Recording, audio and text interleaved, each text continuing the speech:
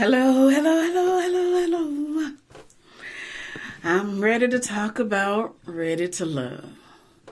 Got on my husband's readers because I can't find mine. And it's late at night. It's after midnight. He hasn't made it home yet. I'm going to try to do this video before he makes it home.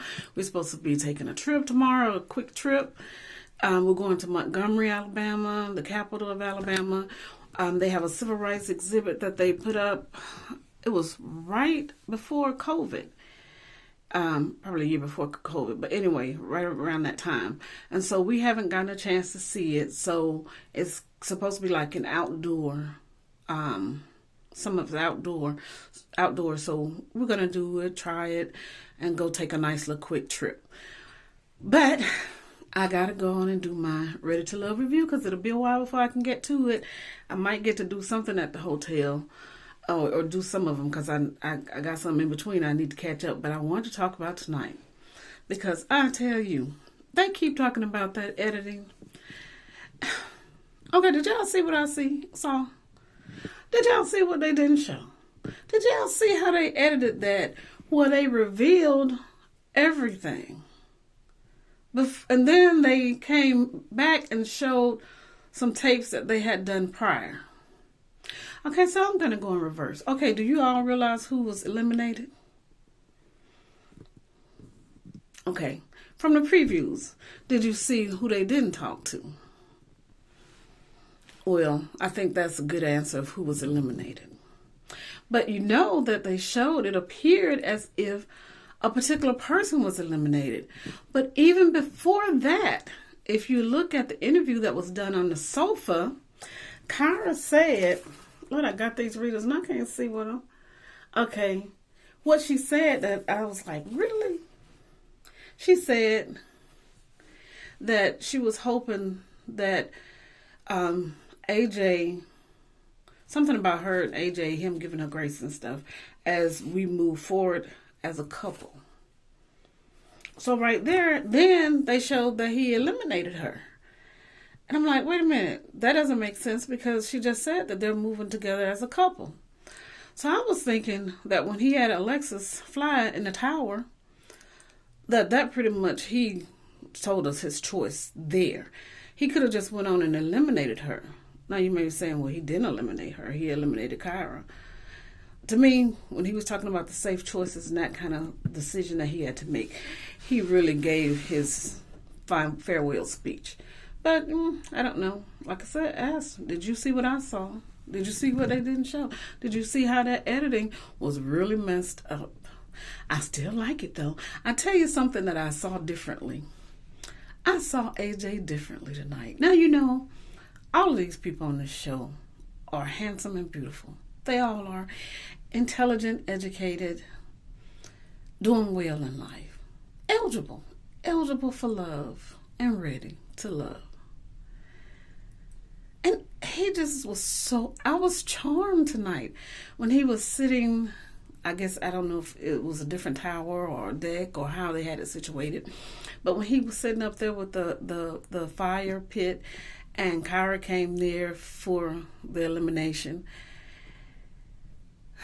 I said, look at how handsome he is. He's a handsome guy. I was almost googly-eyed.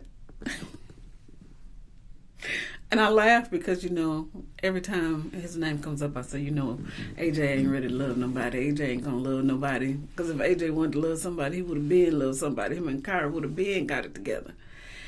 So, but I still say, AJ ain't going to be with nobody. He ain't going to treat nobody right. He ain't going to love anybody. But he was endearing, charming, and he was almost about to win me over.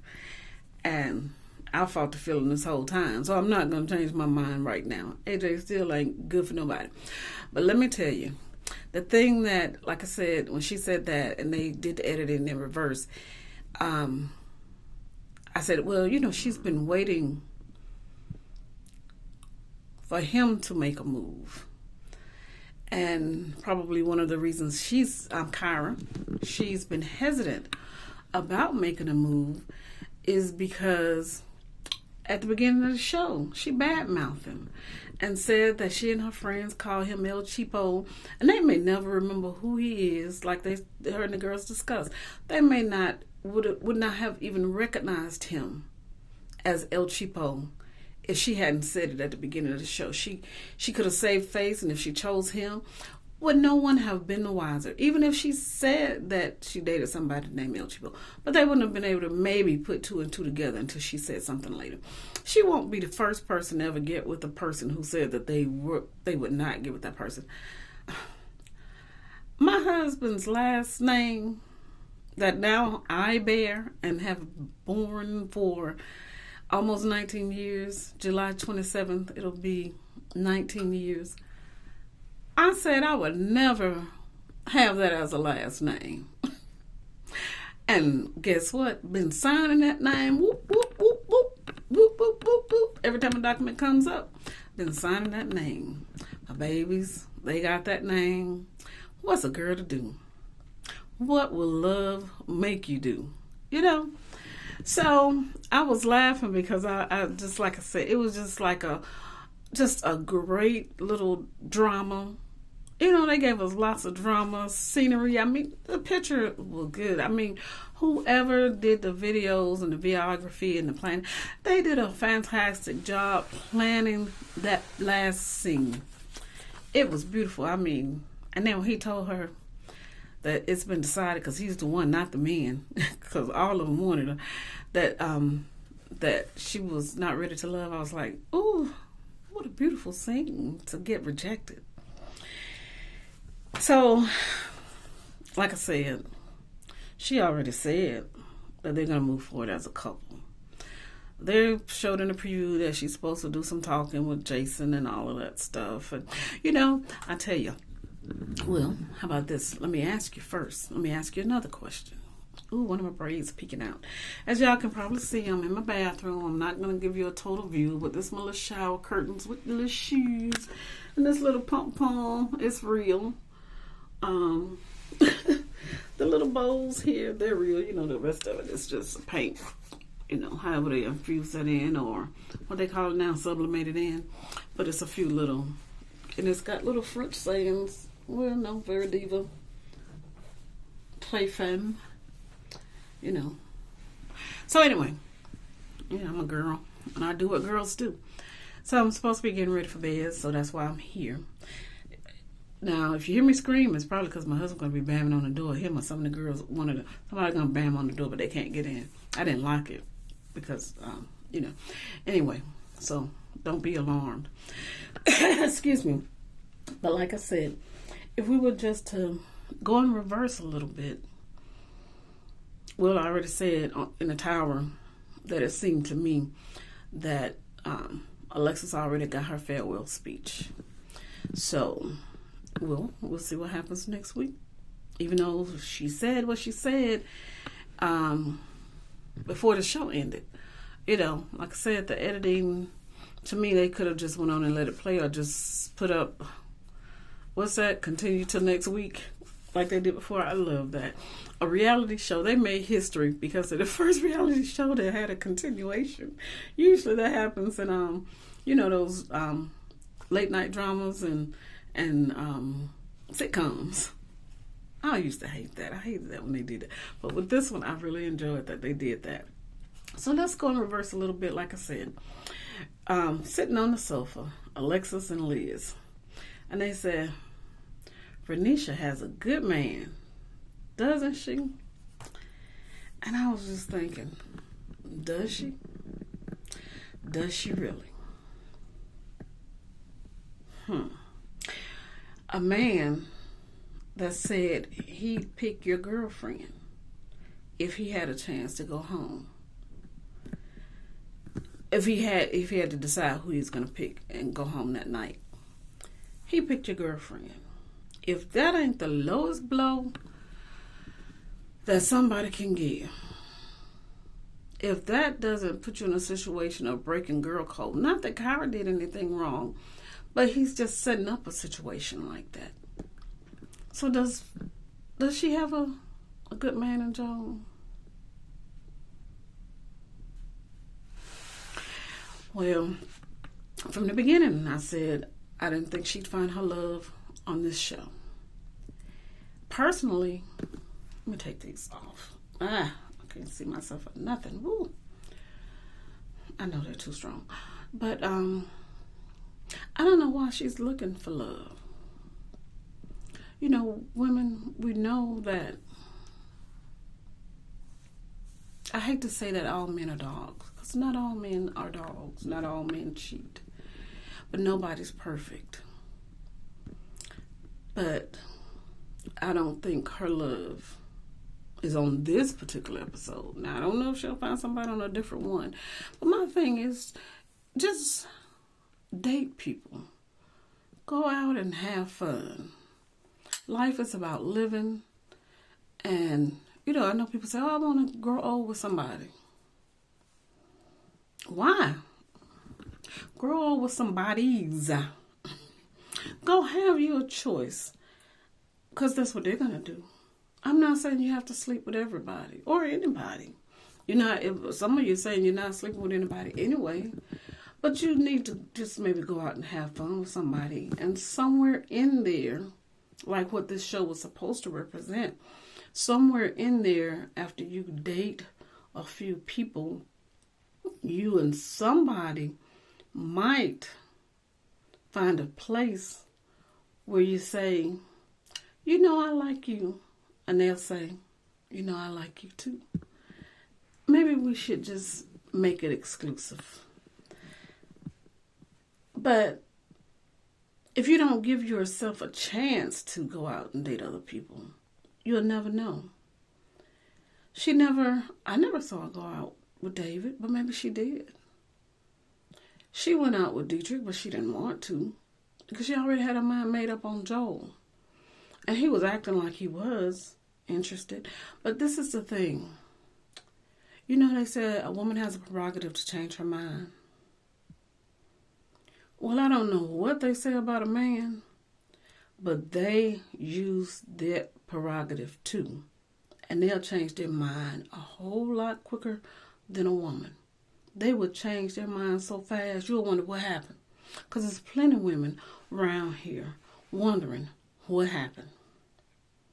Plenty babies wondering what happened to their daddy, why their mama chose that loser, because they didn't see him. I mean, women, we got to do better. I'm skipping around because I'm coming to something, because I did skip something else I was going to say. But the first note I wrote, because I wrote some notes so I could go on and do this video. The first note I wrote on my paper that I'm going to try to read with these glasses that I can't see off of. I'm going to be a little Fred Sanford tonight. You know how he always had a bunch of readers. I about got a bowl full, but I can't find not one, so I had to find these tonight. My first note is, these guys are running circles around us. They're running circles around us. Because we think we know more. We think we're smarter than. We think we're better than. We think we just got it so together. And then we just end up like a snowman in the summertime.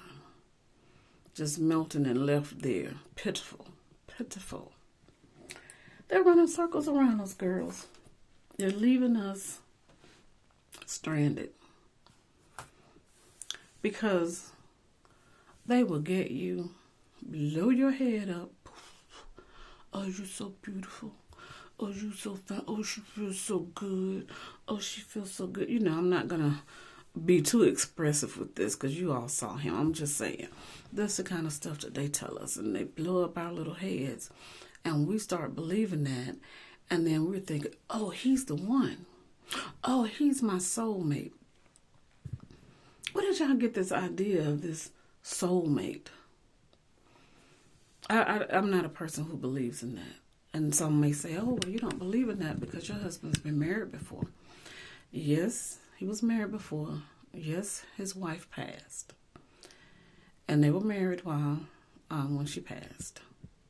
Now, if they weren't, he didn't tell me that before what I know, they were together. I'm not going to let this show get into my mind because I've heard in some of the reviews that he was divorced, that Joel was divorced. So anyway, so some people may say, well, you don't want to believe that because you want to think you got a chance of being your husband's soulmate.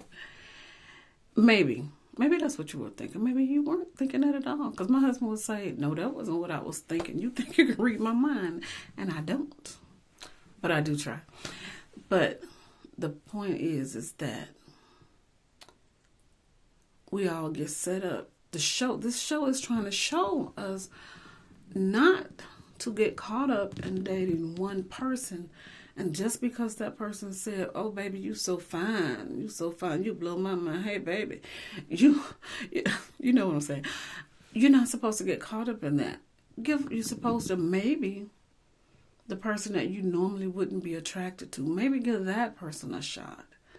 Maybe this other person who's a little clumsy and maybe not as self-confident as you think a man should be, maybe you should give that person a chance. Because that might be the person that you need. Because you're thinking you're confident and you think you got it together and you think you know everything. And so you go get this guy that's saying, oh, and you know he got the gift of gab. And then you come to find out that you've been bamboozled, lied to.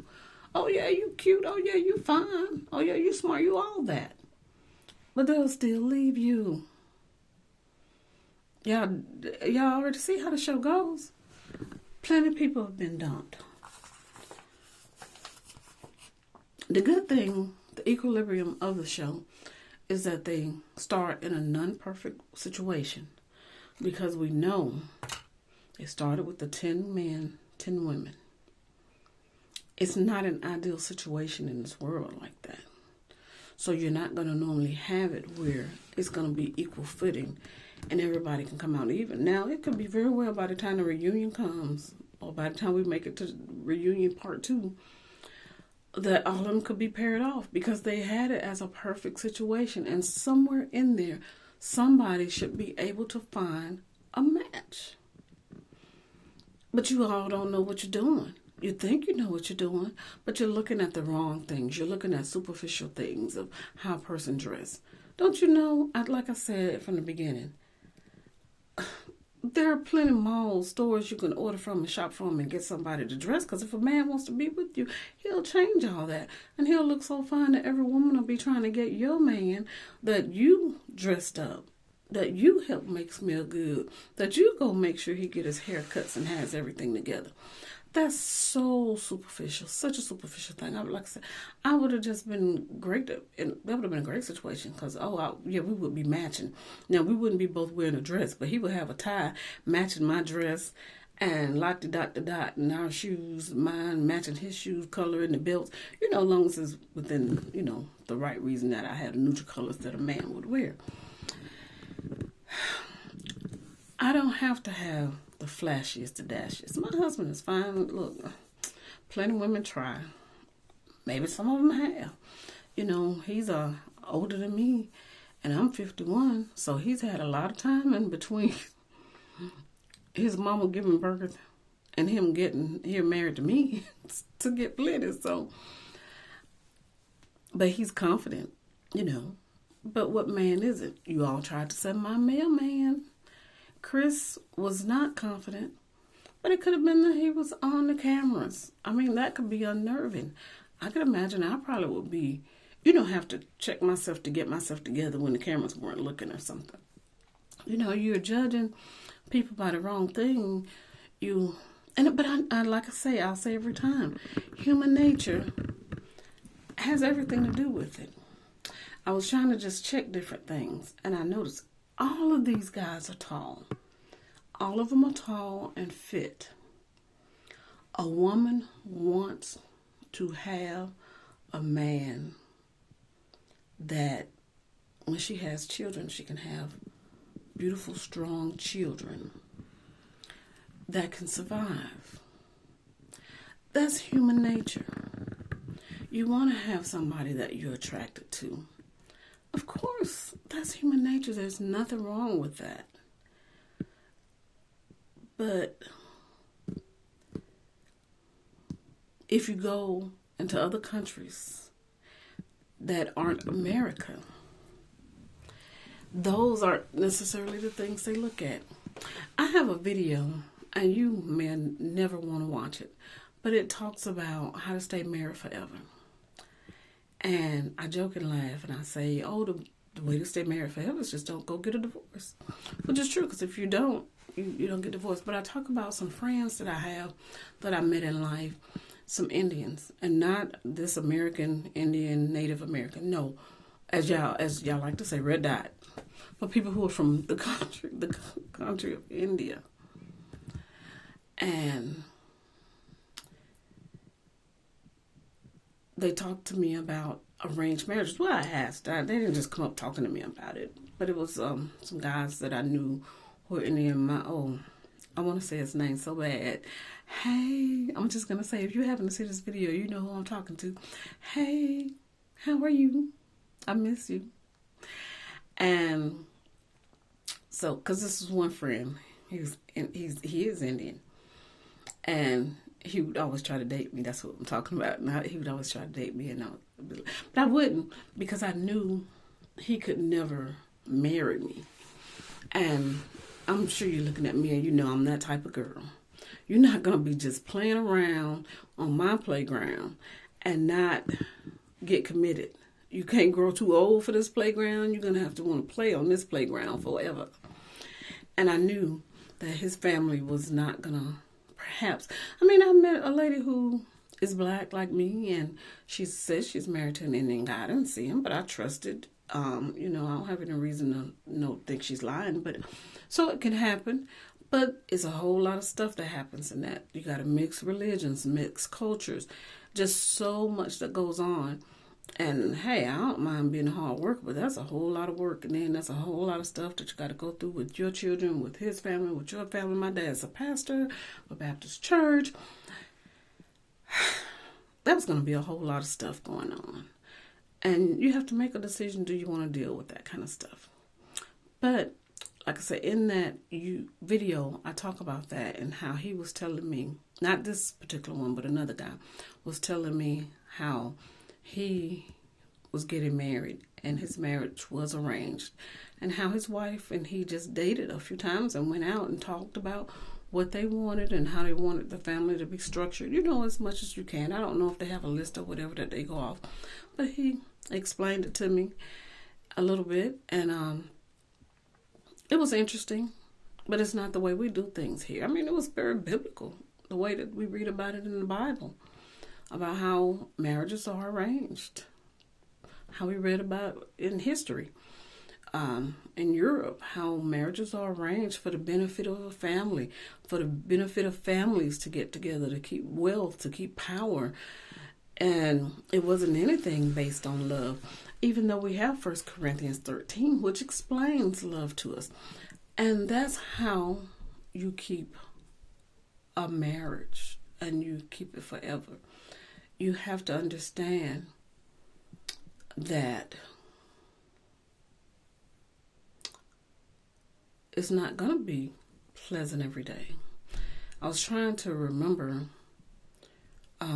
the wording, some of the wording of the scriptures in 1 Corinthians 13 and how they talk about marriage. I mean, I could put it up. I don't have my phone right here. Man, I know that scripture because, Lord, if my dad didn't read that every Sunday at church, it was our responsive reading. About love. It's patient. Love is kind and gentle, and that's a sweet part. And you what is it about not doing the wrong? But anyway, you don't hold a grudge. I'm gonna paraphrase. You don't hold a grudge. You don't count up all the wrongs and hold it against a person and hold it over their head and keep throwing it in their face, because people are going to do stuff wrong. I hate to even say it myself, how we always say, well, nobody's perfect, so don't even say it, don't even expect it. So there's going to be some times where things are said that you don't want to hear, and sometimes they're right and sometimes they're wrong, and you're not going to want to hear. What's up, Kelsey? There's something outside in the garbage. Really? Yes, Mom. All right, well, stay in my room. Your dad will be home in a minute. Because you know I'm not going outside. It's after midnight, like I said. She said she hears something in the garbage can. We don't never hear anything in the garbage cans. But he knows after a certain time of night, I do not go out there. So she's going to have to wait for her daddy to get home. Because she know I ain't going out there. I'm not even going to look out the window. I'm not. Because if it don't come through these doors, it's good. We out in the country. I'm just going to tell y'all, we out in the country. It could be a dog, it could be a raccoon, it could be a squirrel, it could be a cat. You okay? I'm not going to edit this because we are in the country and it happens. And I told y'all somebody's going to come to this door. But what I'm saying is, you have to read 1 Corinthians 13th chapter where it says, there comes love. What is it? Faith, hope, and charity. And the greatest of these is charity. We give up on love. We don't know what we're looking for. We think we want it to be a Mercedes-Benz, a BMW, a 6-figure plus income, making money and be 1% of the economic powers of people who make money. We want it to be those fancy bags and shoes with red bottoms and bags with LVs and Hervés and all that good stuff. And it's all beautiful and it's all wonderful. But when you think of love, you have to think about, what if this person lost, if they had it,